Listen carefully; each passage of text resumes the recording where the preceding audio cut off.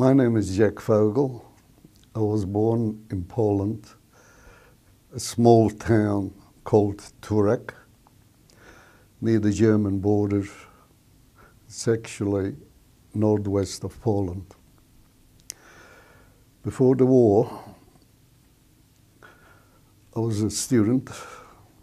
As a matter of fact, the year the war broke out, 1939, I finished the 7-year compulsory schooling in Poland. We were 4 brothers and a sister. My oldest brother was in the army, in the Polish army at that time, conscript. When the war broke out, my sister, which was married the same year, came to live with us because her husband was in Warsaw. He was caught in the war and he couldn't come back. That means 3 of us brothers, my sister, my parents, lived in Turek, in that dwelling, till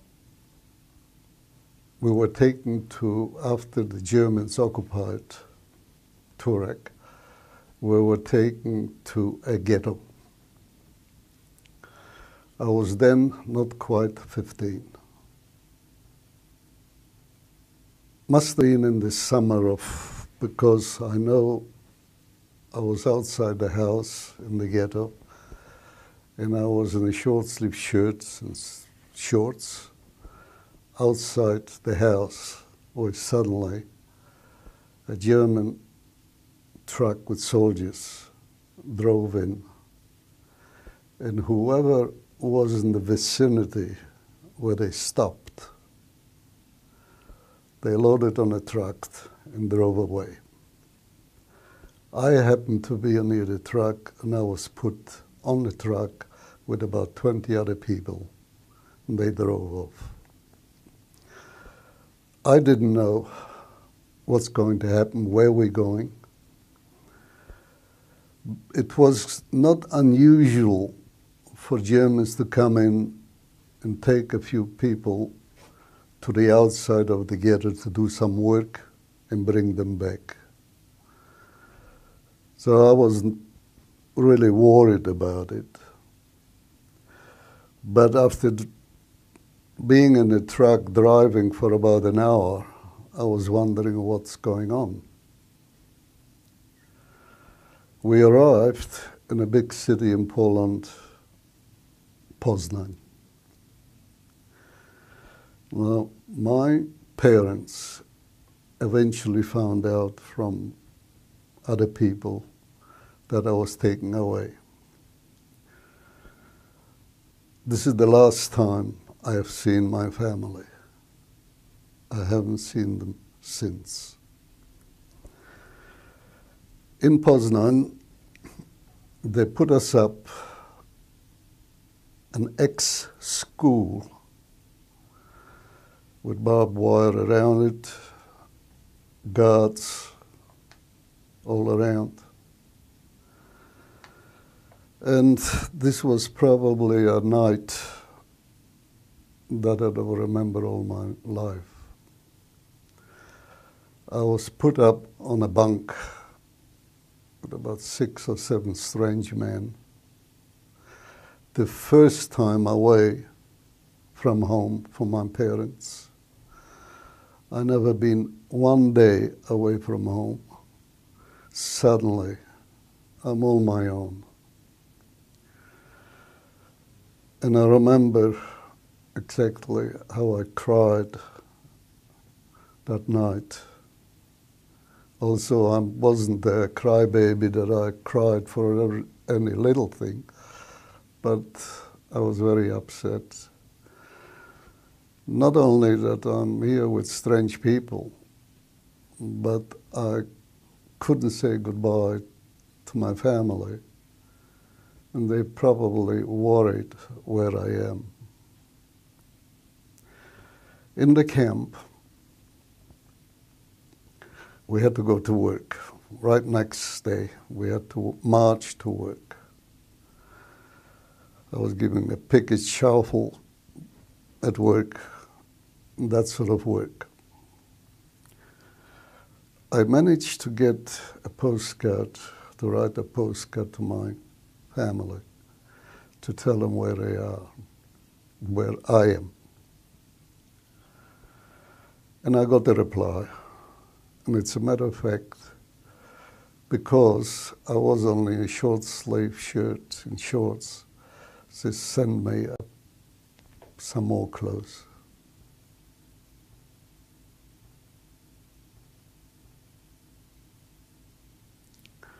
Suddenly, instead taking us to work, they put us on a train without knowing where we're going.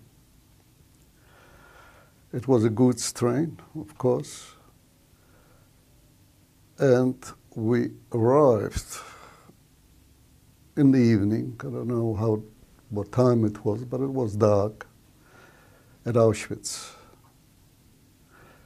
I didn't know, I never heard about Auschwitz. I didn't know what it is. We saw just another camp, they need workers there and that sort of thing. But coming out of the train, I could see there was something more than that. We had to line up in offices, and I think one of them was a doctor, because I could tell because he wore a white coat. They picked what they eventually called the selection. I was young. I was probably by then about 17 or 18. And because of that, I went to one side and I could see to the other side elderly people. I still didn't know what's all about. Then we were taken to a huge shower room. We were shaven all over.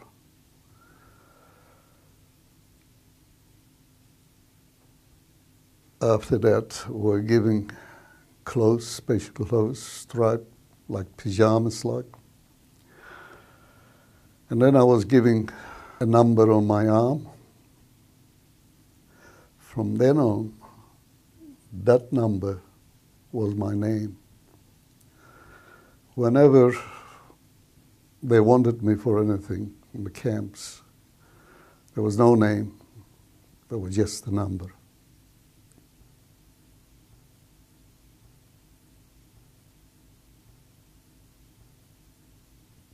In the beginning, was not so bad, but eventually it got worse and horrible.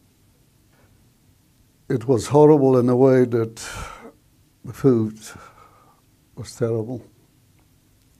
Not enough, of course. Working hard, marching about 3 or 4 kilometers every day to work and back. Particularly in the winter, when it was all covered with snow. You can imagine how cold it must have been. And we only wore those thin clothes. No jumpers, nothing. No socks. When you were lucky and you found somewhere a paper bag from cement, you were lucky you put it under your shirt just to keep the cold all the wind away. Our food ration was, in the morning, just coffee, black coffee. That's what they called coffee. But it didn't look like coffee, it didn't taste like coffee, but it was hot. The meal, we got the first meal, was at work. A soup, which was so watery that it was hot water, rather. There were a few things floating around, I don't even know what it was, but everything we appreciated was hungry. The main meal was supposed to be when we get home from work. We got a quarter of a loaf of bread, must have been about a kilo of bread. It was horrible bread, I don't know what this was made of. So a portion of that and a coffee again, and this was supposed to be part of it for our breakfast. In other words, we ate some of that bread at night and keep the rest for next morning. But who could keep it?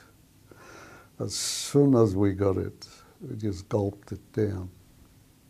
That's how hungry it was. Besides, even if somebody tried to hide it somewhere under the pillow, under the straw pillow, somebody will pinch it. So we ate it up. In other words, we were all the time, constantly hungry. People who tried to run away, they were shot or brought back and hung in front of us. The hanging was always on a Sunday when we were not at work, and we all had to watch it. It was horrible. I just remember one instance which I'll probably take to my grave.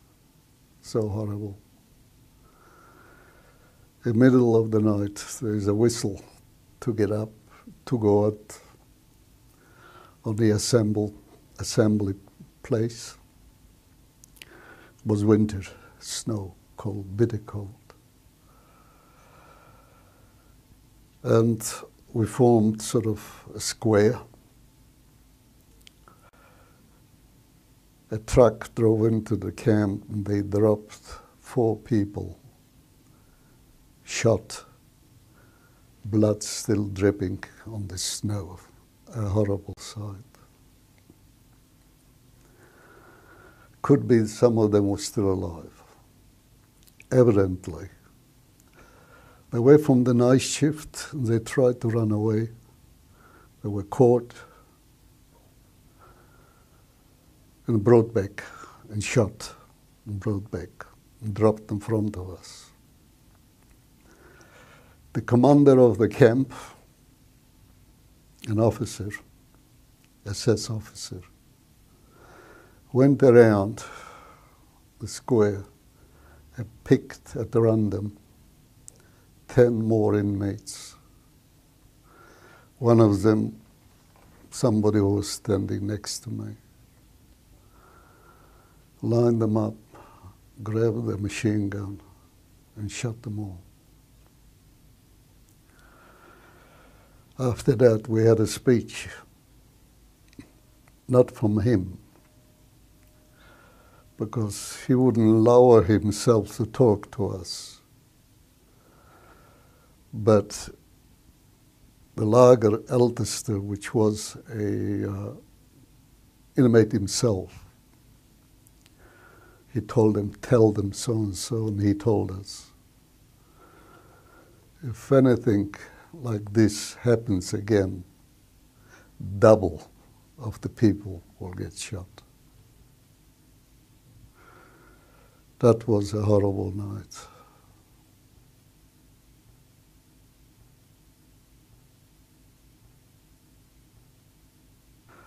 I remember because it was winter again, snow. With the Russian army coming closer to us from the east, the Germans tried to evacuate all the camps in the area. In other words, they didn't want us to be liberated by the Russians. So one morning I started to work. They lined us up. They took us somewhere on a march, which took about 2 or 3 days. We marched in the snow on the road.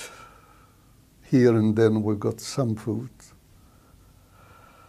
We slept in a barn somewhere overnight. In the morning, off again. Whoever fell down, he couldn't walk anymore, was straight away shot. And they didn't even bother to pick them up. I myself, one morning, we didn't get any food or anything that morning, and we started walking. As young as I was, I felt somehow my knees giving up. And I thought, that's it. But luckily, the fellows next to me, one on the right and on the left, noticed. They picked me up on each side, and they dragged me along, and somehow I was better. I came to, and I kept on walking. If I'd fallen down there, that would have been it. I would have been shot. We arrived at a station somewhere, still in Germany. We were loaded on cattle trucks, no roof, nothing, in the winter, snowing. Squeezed in so tight, standing up, that nobody could even sit down. We were so squeezed together. People couldn't stand anymore. They fell down, they were trodden by others, and they died. All we could do was just chuck them overboard from the train. And they were picked up because the last wagon was specially for corpses. And they wouldn't leave them lying there, maybe because other people wouldn't see it or whatever. And they loaded those corpses on the last wagon. Like I said, it was horrible. We were sitting on bodies, we were standing on bodies. But at that stage, you couldn't care less. We used to catch a bit of snow to eat it, because we were thirsty and hungry. Took a few days for the journey, and we arrived in Germany. We were put into a camp. The same thing started again, work. Just a little bit of food, just to keep us going. Whoever couldn't, they just took away, never to be seen again. And eventually they dragged us to another camp, and after a while to another camp. And this was already end of 1944. Eventually they dragged us again, partly on a train, partly on trucks, and even on the river Elbe on a barge. We finished up at the Baltic Sea.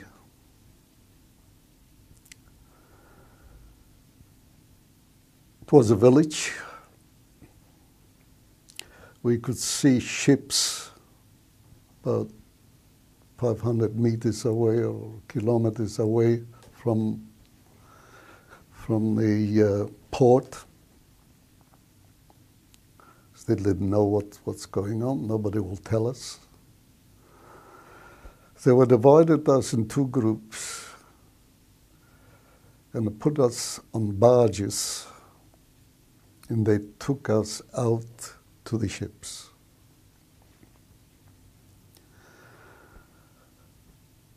I was in one ship, and sort of other people from the same camp I knew well were on the other ship. We were literally thrown down right down on the bottom of the ship. It was wet.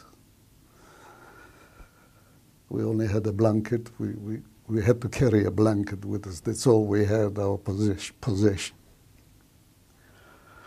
We were lying there. We were already half dead. We were at a stage we couldn't care less what happens to us. As a matter of fact, you get to a stage when you're so hungry, eventually you don't feel the hunger. We're just lying there. We had some bombs falling or explosions, whatever it was. Couldn't care less. Eventually, we could hear the motors on a ship started working for about 10 or 15 minutes, and they stopped. One of us managed to get himself on the ladder to the top of the ship, to the deck, and came down to tell us all the guards are gone and the ship is already in the port. So gradually, took us a long time, I can tell you, on the ladder to climb up to the top. We could see one ship still smoking from the bombs. People around trying to swim, and suddenly the British Army appeared in tanks. They liberated us. Well, the first thing they did was giving us food, and they tried their best. The very sick ones they took away to a field hospital or whatever, I don't know. But one mistake they made, not intentionally, of course, they gave us the wrong food. They had a field kitchen there. They cooked fatty soups and all that. And of course, we couldn't take all that. I myself got a little bit sick. I was all right.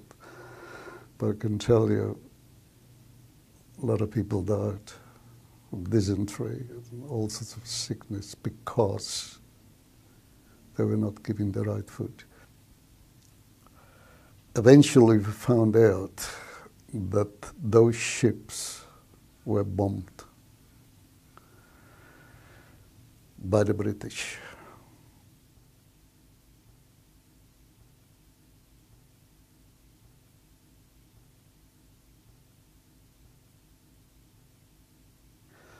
Now you can see,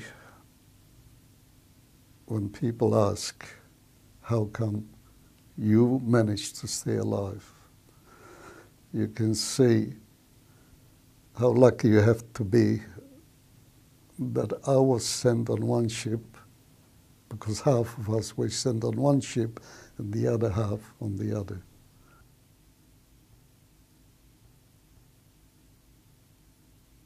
I wrote a letter to a neighbor of ours, a non-Jewish lady.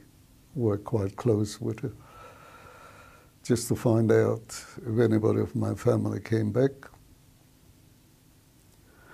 I got a reply probably about 3 months later. That's how long it took a letter then to arrive, that no one came back. I did all I could. I couldn't find anybody. I don't know what happened to my mother and sister.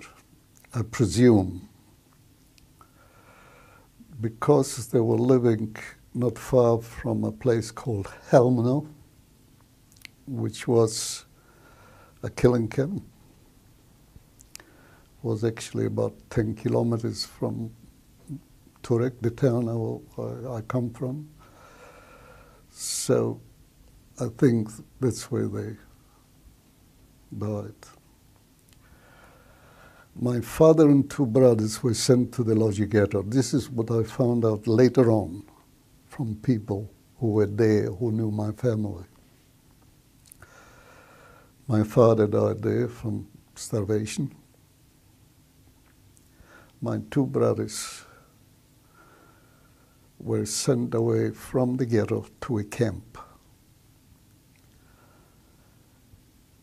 And accidentally I met a man in Germany, in the camp there, and he asked me, "What is your name?" And I told him and all that, and where I come from. And he said, "I was in a camp with the two of your brothers," because I told him the first name and all that.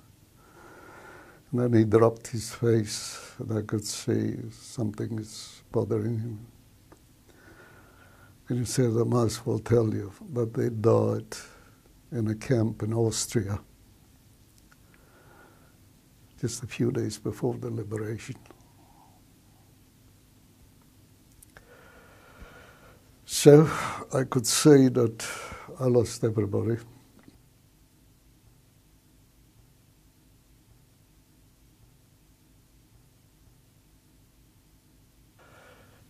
In the camp, I noticed a notice that the Australian government wants some young people to go to Australia as migrants. And because eventually I could go to America or Canada, but Australia somehow appealed to me. They were showing us films, probably from the embassy, from the Australian embassy, what we can expect in Australia. It appealed to me. Of course, they showed us the nice things like the cities of Sydney, Melbourne,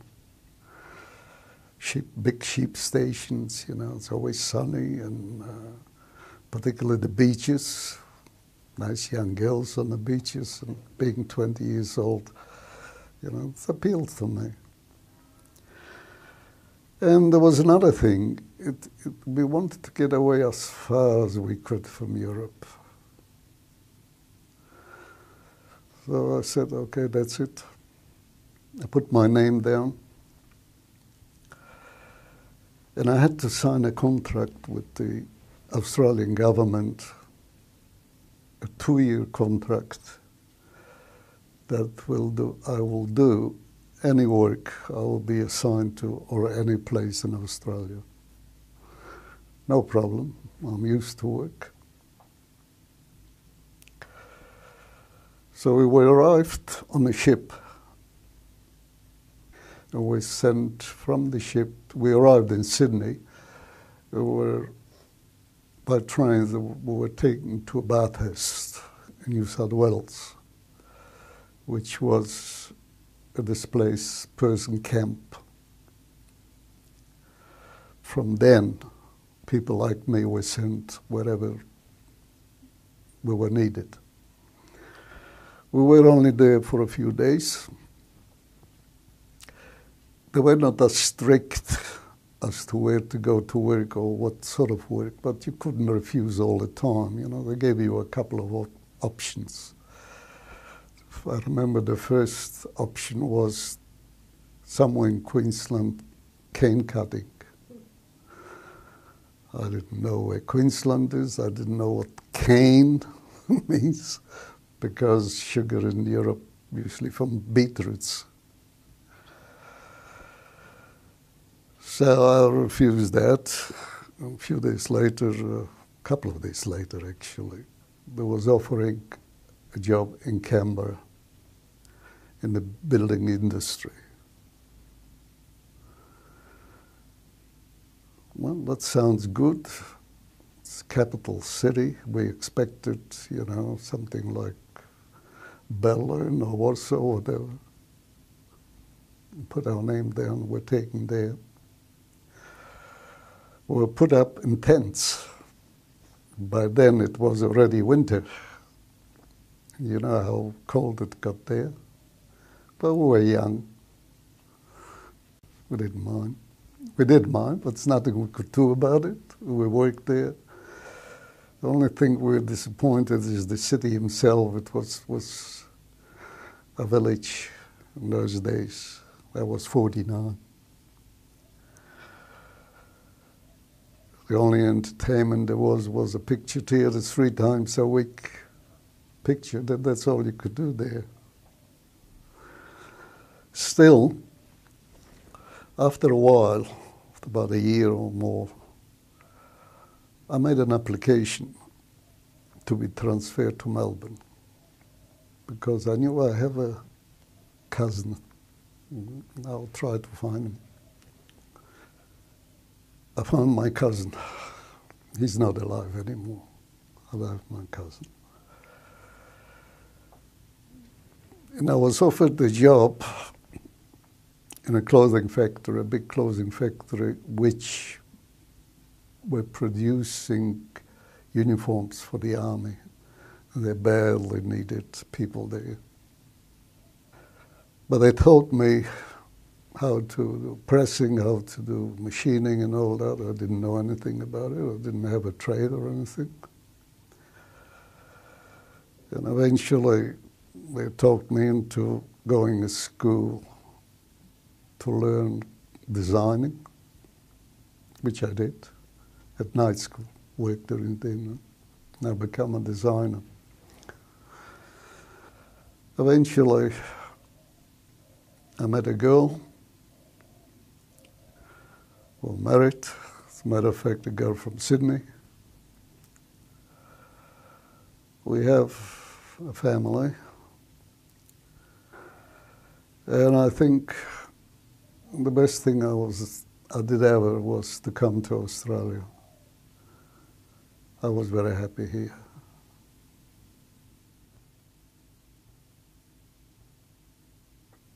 I thought it was not just a duty, but it would be a good thing if I could talk to people and tell them what I've been through, that something like that doesn't happen again. And particularly if I can talk to students. Actually, students, they come from all over Victoria, from the countries. Some of them don't know much about it. They never heard much about it. They never met a Jew or don't know what the Jew is. And I could tell the story, what I've been through. Maybe it will help, even a little, that people will be tolerant to other people, and that won't happen again. You see, by talking to the students, question time, they ask all sorts of questions. Like, how can you take it coming to the Holocaust Center and see all that and repeat all that? And some of them even ask me, what's your attitude to the German people? Do you hate them? It's a fair question for teenagers to ask, and I don't mind. And my answer is always my answer, what I feel about it. I don't know my other friends how they feel the same about it. When I see a German person, which is mine age or older, that person could be a very nice person, could have been that he was never or she was never involved in it, but still, in my mind, I feel very badly about it. But if I see a younger person, and we get quite often students, Germans, I don't feel anything bad about them because they were not involved. It's not their fault. Just the thought that they come here willingly to listen to me, it's nice. So I don't feel any different to any other person. Be tolerant to other people. And if you see some injustice is done, you do something about it. Just don't sit, take it. Whatever you do, do something. That's the matter.